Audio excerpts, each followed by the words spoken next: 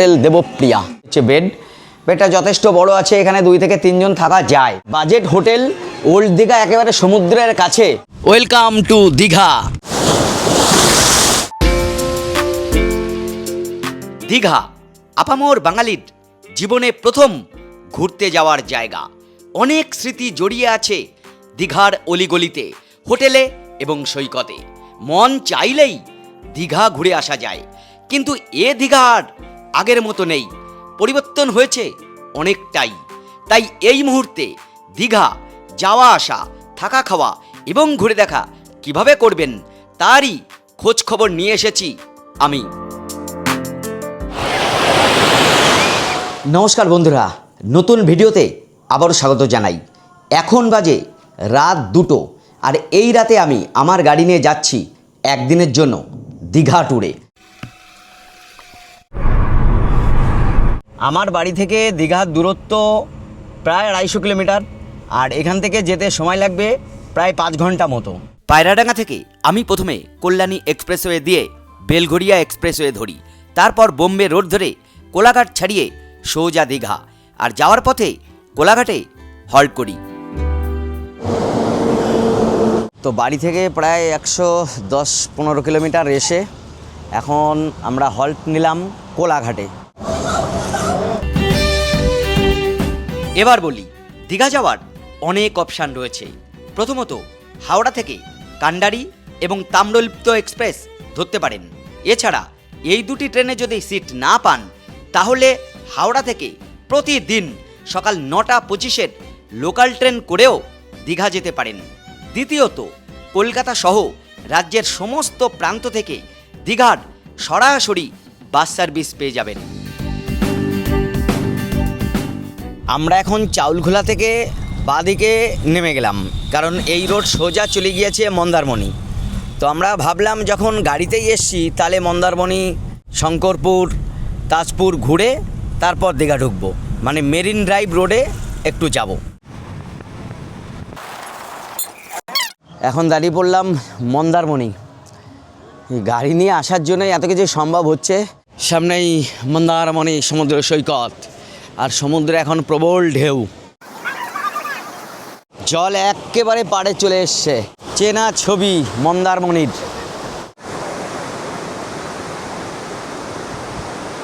এই চোখের দেখা হচ্ছে আর কি, বহুদিন পর এসেছি মন্দারমণিতে, ঘুরতে ঘুরতে যাব।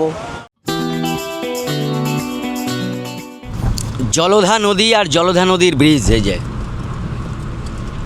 মেরিন ড্রাইভ রোডের অন্যতম একটা এটা। ওই জলধা নদী দূরে, আর এটা কিন্তু মোহনা। এর ডান দিকটা চলে যাবে তাজপুর, আর বাঁ দিকে মন্দারমণি। এখন গরু দখল করে নিয়েছে এই রোড। শঙ্করপুর 7.5 কিলোমিটার এখান থেকে। তো এখন আমি চলছি মেরিন রোডে। মানে সত্যি এই রোডে গাড়ি চালাতে পারা মানে বিরাট ব্যাপার। আপনারা যদি গাড়ি নিয়ে আসেন কখনো, তাহলে এই রোডে কিন্তু আসবেন।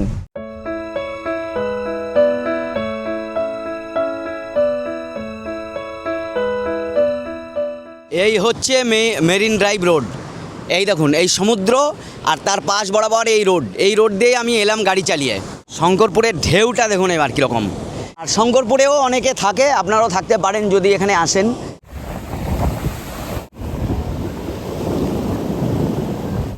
এবার পাপি ভিজবে।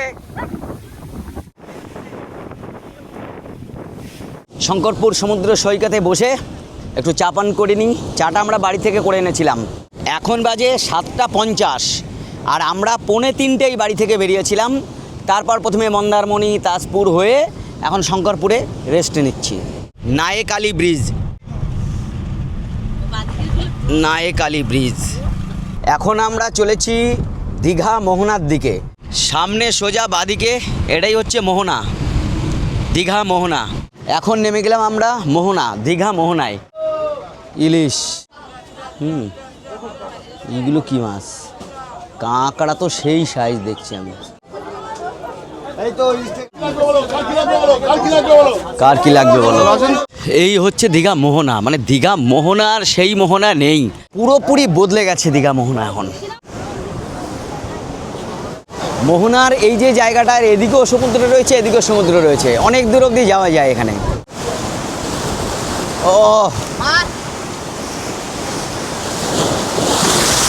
এ কি হলো, স্নান তো আমার এখানেই হয়ে গেল আমি দেখছি। এই জায়গাটা এইখানে হচ্ছে ভয়ানক, সাধারণত না যাওয়াই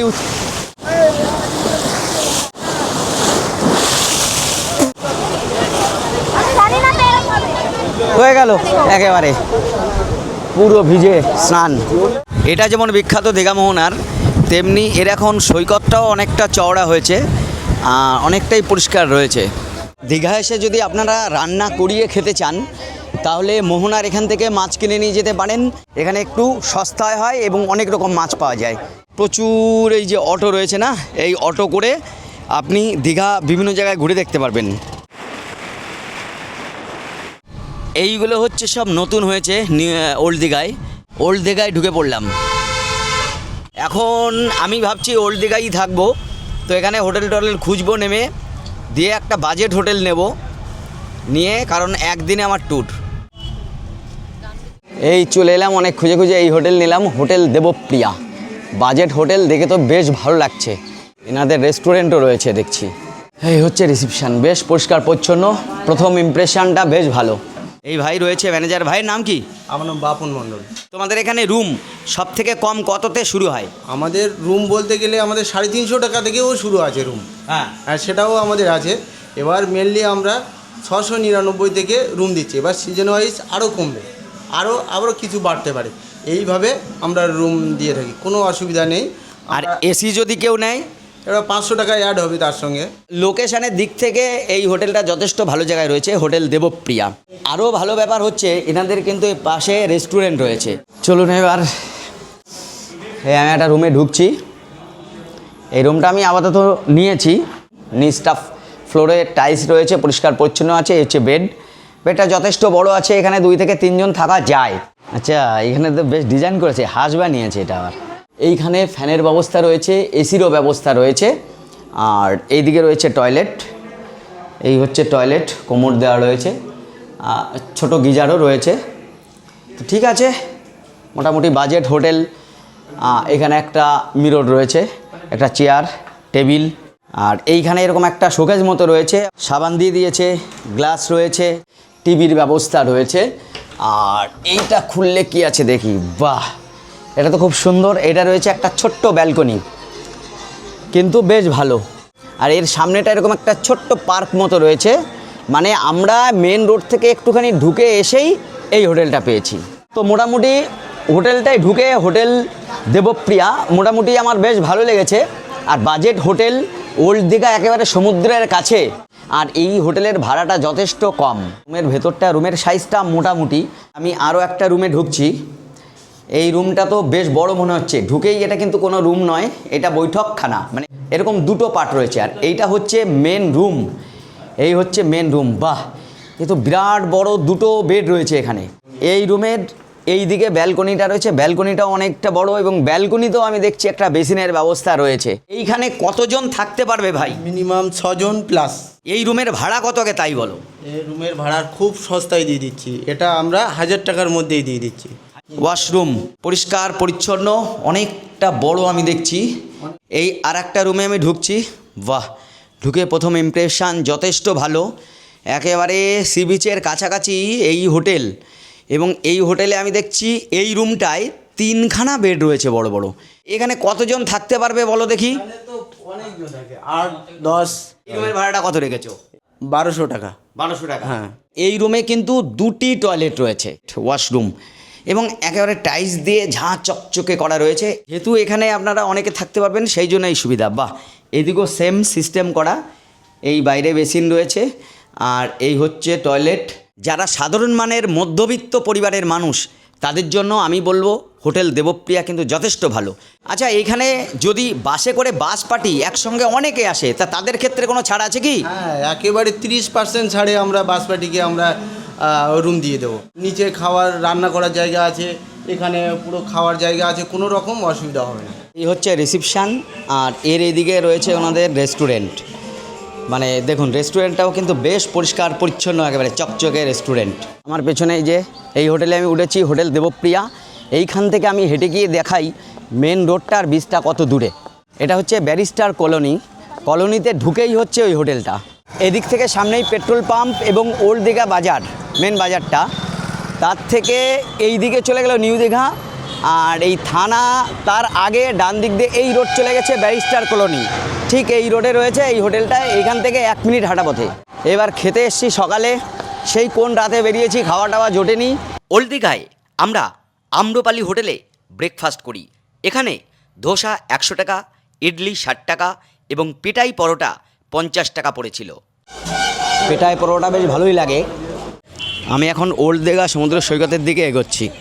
জোয়ার চলছে, জোয়ারের মধ্যেও দেখছি ওখানে কিছু মানুষ নেমে গেছে স্নানে। দীঘা মানুষের ভিড় সব থেকে বেশি, তবে দীঘার জল দেখে স্নান করতে ইচ্ছা করে না। তা হলেও এখনও আপামর বাঙালির কাছে দীঘা কিন্তু সব থেকে প্রিয় জায়গা।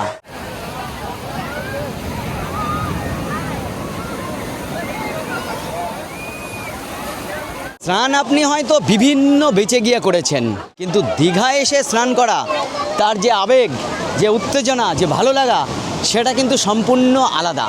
উত্তেজনা যাই থাকুক না কেন, সমুদ্রে এখন জোয়ার চলছে, তাই এই মুহূর্তে স্নানে আর নামলাম না। ভাবলাম ওল্ড দীঘায় কোথায় কিভাবে রান্না করিয়ে খাওয়া যায় সেটা দেখিয়ে আনি। এটা হচ্ছে ওল্ড দীঘা নেহরু মার্কেট। এই নেহরু মার্কেটের ভেতরে রান্না করিয়ে খাওয়ার ব্যবস্থা রয়েছে, আর এইখানে আপনার সব রকমের দোকানপাটও পাবেন। মানে নিত্য প্রয়োজনীয় হোক বা হঠাৎ করে আপনার জামা কাপড় বা অন্য কিছু নেই, সেগুলো সব কিন্তু এই মার্কেটে পেয়ে যাবেন। এইটা হচ্ছে দীঘা ওল্ড দীঘা নেহরু মার্কেট। এই একদিকে রয়েছে প্রচুর ফলের দোকান, এই যে এখানে সব ফলের দোকানগুলো রয়েছে, আর এরই ঠিক সামনে এই জায়গাগুলোতে রয়েছে সবজি, মাছ এবং রান্না করিয়ে খাওয়ার ব্যবস্থা।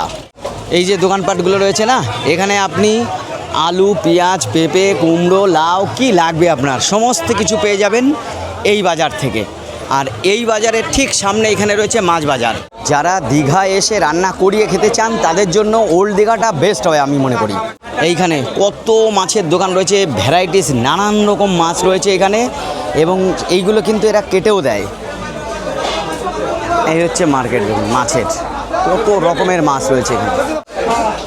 এই মাছের কারবার, এখানে হাজার রকমের মাছ রয়েছে এই মার্কেটের ভেতরে। আর এই মাছ নিয়ে রয়েছে এরকম রান্না করার দোকান, এই যে বিখ্যাত রান্না করার দোকান। মন্টুদা কেমন আছেন? এই মন্টুদার তো বিখ্যাত দোকান, আমি এসে আগেও রান্না করে এখান থেকে নিয়ে গেছি। মন্টুদার রান্না বান্না কিন্তু খুব ভালো হয়। 180 টাকা কিলো মাংস নেওয়া আছে। আচ্ছা, খাসি মাংস 220 টাকা, হ্যাঁ, চালের কেজি 80 টাকা করে নেওয়া আছে, আর মাছ ভাজলে 120 টাকা করে কিলো নেওয়া আছে। রান্না বান্না তো মন্টুদা খুবই ভালো করেন। এখন ব্যাপার হচ্ছে গ্যাসের যে ক্রাইসিস অল ওভার ইন্ডিয়াতে, শুধু ইন্ডিয়া না ওয়ার্ল্ডে, সেই প্রভাবটা এখন হাঁড়িতেও পড়েছে। সুতরাং রান্নার এখানেও কিছুটা কস্ট বেড়েছে। তা হলেও আপনি একেবারে নিজের মতো যা যা খেতে চাইবেন সেগুলো রান্না করে এই ওল্ড দীঘা এখান থেকে খেতে পারবেন। মন্টুদার দোকান ছাড়াও এখানে রয়েছে এরকম প্রচুর রান্নার স্টল। এই যে আর পড়ে থাকলো কি মুদি বাজার। মুদি বাজারও আমার পেছনে একটা রয়েছে, পার্শ্ববর্তী অঞ্চলে প্রচুর রয়েছে। এছাড়াও দীঘায় আপনার খাওয়ার কোনো অভাব নেই। দীঘার বিভিন্ন প্রান্তে মানে হাজারো হোটেল রয়েছে, খাওয়ার হোটেল।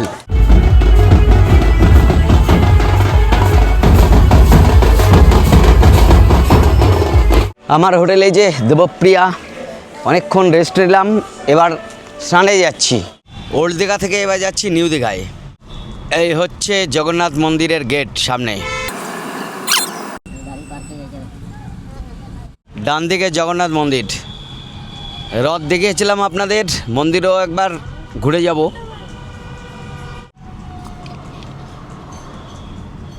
নিউ দীঘা সমুদ্র পাড়ে প্রচুর হোটেল রয়েছে। এটা হচ্ছে নিউ দীঘা বাজার, এখানে খাবার দাবার থেকে শুরু করে নানান কিছু সব পেয়ে যাবেন এখানে। বাপ রে বাপ, মানুষের ভিড় কি! এটা দীঘা না কি? বাপ রে বাপ, হাজার হাজার লক্ষ লক্ষ মানুষ নেমে গেছে স্নানে। এই এখন ভাটা জল নেমে গেছে, সত্যি এখন দীঘা দেখে এখন মনে হচ্ছে দীঘা কেন মানুষ বারবার আসে। আর এখন দীঘায় রয়েছে অনেক অ্যাক্টিভিটি। এখন ঢেউটা কম আছে, জল তো ঘোলা অবশ্যই, কারণ এই হাজার হাজার মানুষ নেমেছে, জল ঘোলা হবেই।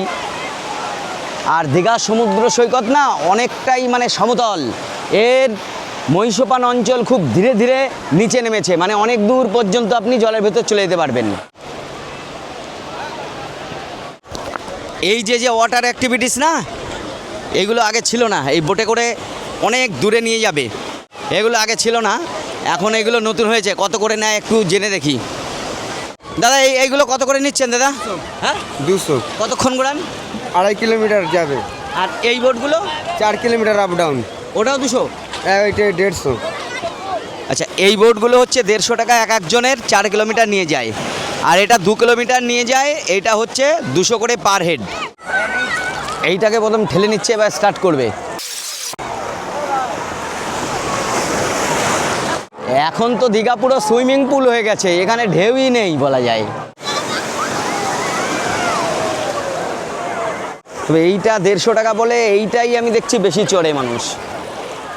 এখন এই বোটে উঠবো, বোটে একটা 200 টাকা ভাড়া, আর একটা হচ্ছে 100 টাকা ভাড়া। যেটা চেয়ার রয়েছে ওটা 200 টাকা ভাড়া, সেই চেয়ারই যাচ্ছি কারণ বাচ্চা কাচ্চা আছে এই জন্যে।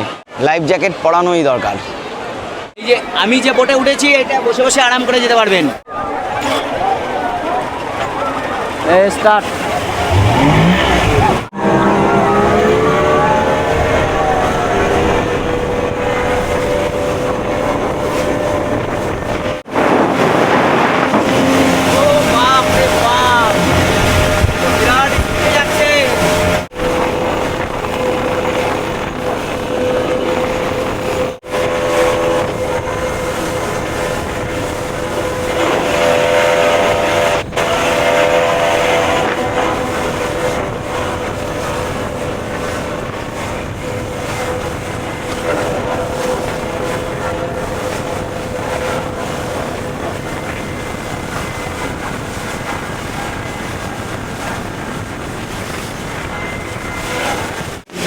কি অভিজ্ঞতা! তো অনেক ভেতরে আমরা চলে এসেছি এখন, একেবারে মাছ সমুদ্রে। দেখুন চারি সাইডে কিছুই নেই, মাছ সমুদ্রে আমরা চলে এসেছি এই বোটে করে। তবে এই বসে আসাটা বেশ আরামদায়ক এবং রিস্ক কম আছে। টাকাটা একটু বেশি হলেও আমি বলবো আপনারা এই বোটে আসুন। স্যার ভাই এখান থেকে এইবার যত জল উঠেছিল সেগুলো সব নামিয়ে দিল, ফেলে দিল সব। আর আমরা এখন কত দূরে চলে এসেছি তাই দেখুন, ওই দূরে দেখা যাচ্ছে সৈকত। চলো, আহারে কি অনুভূতি!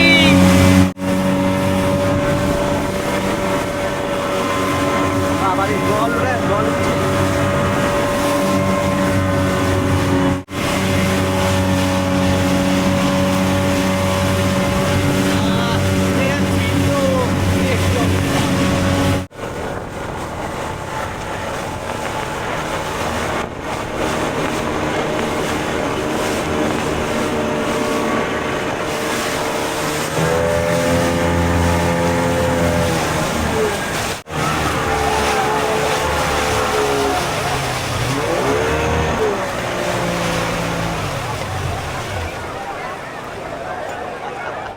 দারুণ হলো, দারুণ অভিজ্ঞতা। দীঘার এই নতুন যে ওয়াটার অ্যাক্টিভিটিসগুলো আছে আপাতত তো ভালো মনে হচ্ছে, রিস্ক সেরকম নেই। তো উঠে এলাম একটা আমি, অভিজ্ঞতা ভালো হলো। তবে রেট ওরা উল্টোপাল্টা চায়, আপনি একটু দাম দর করে নেবেন, কমে পাবেন। এখন এখানে একটা ডুব দিতে হবে সুইমিং পুলে, এছাড়া এখানে আর কিচ্ছু নেই। পুরোপুরি একটা সুইমিং পুল মনে হচ্ছে এখানে এসে, মানে এরকম দীঘা আমি কোনোদিনও দেখিনি। এত সুন্দর পরিষ্কার জল, কি বলবো, একেবারে ঘোলা ঘোলা। এই সুইমিং পুলে অনেকক্ষণ স্নান হয়ে গেল, এইবার হোটেলে ফিরতে হবে। এবার স্নান করে দুপুরের খাওয়া খেতে যাব, দেখা যাক কোথায় কিরম খাওয়া পাওয়া যায়। প্রচুর ঘোড়া আমি দেখছি, দীঘায় এত ঘোড়া আগে ছিল না, আগে সংখ্যায় কম ছিল, এখন অনেক বেশি। আর এখানেও এখনও এই পাথুরে এরিয়া রয়েছে এখানে। প্ল্যান অনুযায়ী এখন আমরা যাব হোটেলে, তারপর ফ্রেশ হয়ে খেতে বেরোবো। তো সবই হয়ে গেল, স্নানও সারা হয়ে গেল, এবার হচ্ছে দুপুরে খাওয়ার পালা। দেখা যাক কোথায় গিয়ে খাওয়া যায়। এখানেও রেস্টুরেন্ট আছে, কিন্তু আমরা একবারে বেরোচ্ছি কারণ ঘুরবো, তার সঙ্গে খাওয়া দাওয়া সেরে নেবো। এরকম পর পর সব রেস্টুরেন্ট রয়েছে, এই যে এখান থেকে আপনারা সকাল বিকেল দুপুর সব সময় খাওয়া দাওয়ার ব্যবস্থা রয়েছে এখানে। আর যদি দীঘাতে এসে একটু ভালো হোটেলে খেতে চান, তাহলে কোষে কষা রয়েছে, স্বাদে আহ্লাদে রয়েছে, ভরপেট রয়েছে, এরকম বেশ কিছু ভালো ভালো রেস্টুরেন্ট রয়েছে।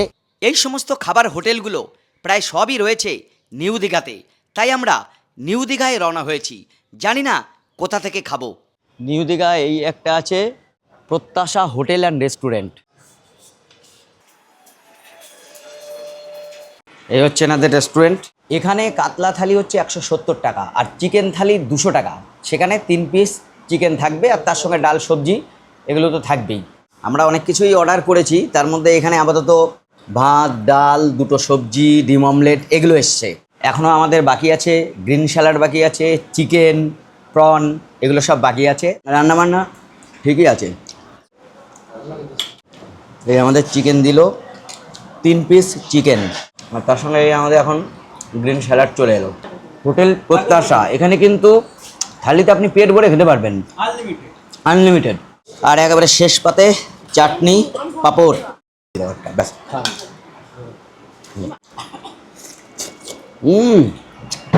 দারুণ রসগোল্লা, চাটনি, পাঁপড়, শেষে রসগোল্লাও আছে। সবই কিন্তু এই থালির মধ্যে পড়ছে। খাবার পরে হোটেলে এসে রেস্ট। সন্ধ্যার পরে যাই জগন্নাথ মন্দির দর্শনে। শেষে এসে এখন জগন্নাথ মন্দির দর্শন করব। এখানে সম্ভবত 6 নম্বর গেট দিয়ে ঢুকতে হবে। আর এই 6 নম্বর গেট দিয়ে আসলে এরকম জায়গায় এই জুতো রাখতে হবে, এরকম জায়গায়। দীঘার জগন্নাথ মন্দির যতটা এরিয়া নিয়ে করা না, এটা পুরী জগন্নাথের থেকেও মনে হয় বড় এরিয়া। কিন্তু পুরী হচ্ছে জগন্নাথ ধাম, এটা কিন্তু ধাম নয়, এটা মন্দির। এর সঙ্গে কোনো প্রাচীন গল্প কথা কিছু লুকিয়ে নেই, এটা মন্দির তৈরি করা হয়েছে। আর ওটা হচ্ছে ধাম, ওর সঙ্গে অনেক কিছু জড়িয়ে আছে। এখানে রাস মঞ্চ করেছে মনে হয়। এই সন্ধ্যার সময় কিন্তু জগন্নাথ মন্দিরে প্রচুর ভক্তের আগমন হয়েছে। দেখুন, প্রচুর পর্যটক বলা যায়। মানে এই মন্দির চত্বরে এখন ভিড় হয়ে আছে, কি ভিড় হয়ে আছে। কিন্তু এইটাই দুপুরে আমি দেখেছিলাম একেবারে ফাঁকা, মানে সন্ধ্যার পরেই জগন্নাথ মন্দির দর্শনের আদর্শ সময়। মেন মন্দির হচ্ছে এইটা জগন্নাথ মন্দির। সন্ধ্যার পরে এখানে এলে গোটা সন্ধ্যাটা আপনি এখানে কাটাতে পারবেন, মানে 2-3 ঘন্টা এখানে কাটাতে পারবেন। এবং মানুষ আমি দেখছি হাজার হাজার মানুষ তাই করছেন।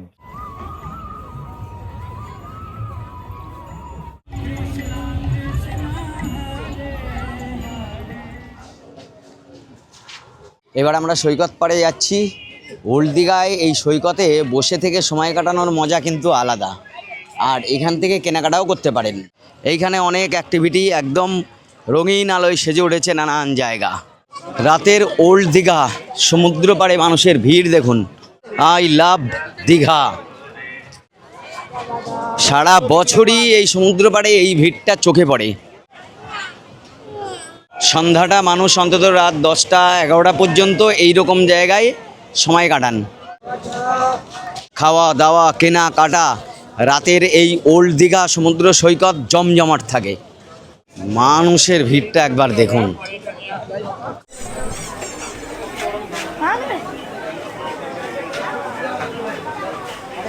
দীঘায় যে এত হাজার হাজার দোকান না, বলে বোঝানো যাবে না। এখান থেকে আমাদের এই টুকিটাকি কিছু কেনাকাটা করা হলো।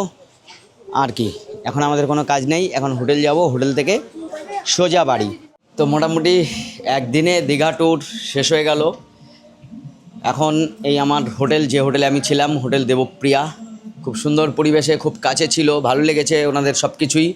যাই হোক, এখন আমি এখান থেকে যাচ্ছি, আবার বাড়ি ফিরে যাচ্ছি। এখন বাজে রাত 8টা, জানি না কখন পৌঁছাবো, কিন্তু যাই হোক একদিনের অভিজ্ঞতা আমার যথেষ্ট ভালো হয়েছে।